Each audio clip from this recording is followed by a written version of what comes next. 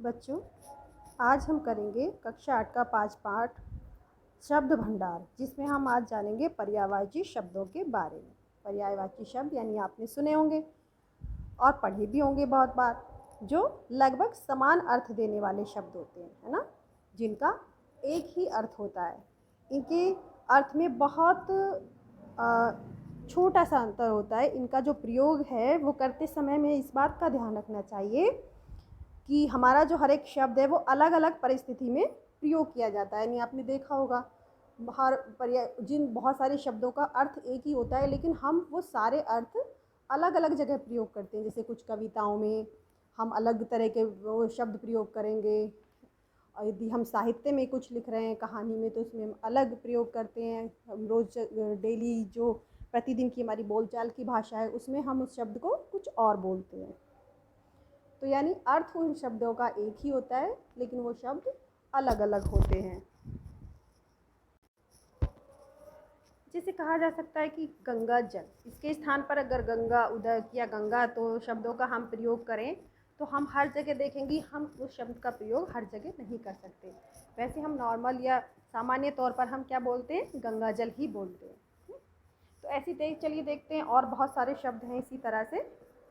तो जैसे अग्नि, अग्नि को वैसे हम क्या बोलते हैं, आग बोलते हैं, है ना, लेकिन उसके पर्यायवाची नाम क्या है जो बहुत जगह अलग अलग नामों से प्रयोग किए जाते हैं, जैसे अनल, पावक और वहनी। ऐसे ही अश्व, अश्व के पर्यायवाची शब्द क्या हैं, घोड़ा है, तुरंग, वाजी। और हम जो बोलचाल की भाषा में ज़्यादातर क्या प्रयोग करते हैं, घोड़ा शब्द। ऐसे ही अंधेरा, अंधेरा शब्द के और शब्द हैं पर्यायवाची शब्द, तम, अंधकार, तिमिर और तमिश्र। कमल के पर्यायवाची शब्द हैं अम्बुज, नीरज, जलज, पंकज। आपने देखा होगा इसमें कई सारे हमें पर्यायवाची शब्दों में व्यक्तियों के नाम भी नज़र आते हैं, या हम कह सकते हैं कि इन्हीं के आधार पर हम बहुत सारे बच्चों के भी नाम रखते हैं।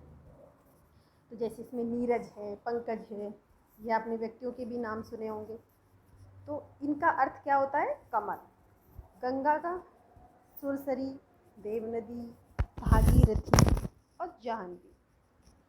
घर, घर के पर्यायवाची शब्द क्या हैं, गृह, भवन, सदन, आवास। और जल के नीर, अम्बु, वारी, टोए। जबकि ज़्यादातर प्रयोग हम कौन से शब्द का करते हैं, या तो पानी का या जल का। तालाब, सरोवर, जलाशय और तड़ाग, ये सारे क्या हैं, तालाब के पर्यायवाची शब्द। दुख के पीड़ा, व्यथा, कष्ट, कलेश और वेदना। ऐसे ही नदी के तटिनी, सरिता, सलिला, निर्झरणी और तरंगिणी। ये हमारे सारे शब्द किसके हैं, पर्यायवाची शब्द नदी के। और पहाड़ के पर्यायवाची शब्द क्या हैं, पर्वत, शैल, गिरी, अचल और नग। पार्वती के पर्यायवाची शब्द हैं जो हम पार्वती जी को किन किन नामों से पुकारते हैं, जैसे उमा, शैलजा, सती, गिरिजा और अपर्णा। ऐसे ही पृथ्वी, पृथ्वी के भू, भूमि, धरा, वसुधा और वसुंधरा। अब ऐसे ही पुष्प के, पुष्प को हम किन किन नामों से जानते हैं, जैसे पुष्प, प्रसून, कुसुम और सुमन। बोहरा शब्द के पर्यायवाची शब्द हैं भ्रमर, मधुप, अली, मधुकर। रात के पर्यायवाची शब्द हैं निशा, यामिनी, निशी, रजनी और वैल। शत्रु के पर्यायवाची शब्द हैं अरि, रिपु, वैरी और दुश्मन। सरस्वती के, जो सरस्वती माता हैं, उनके क्या पर्यायवाची शब्द हैं, शारदा, वीणा पाणी, भारती और वाणी। संसार के विश्व, लोक, जग, जगत और दुनिया। शेर के पर्यायवाची शब्द क्या हैं, सिंह, केसरी, व्याघ्र, वनराज।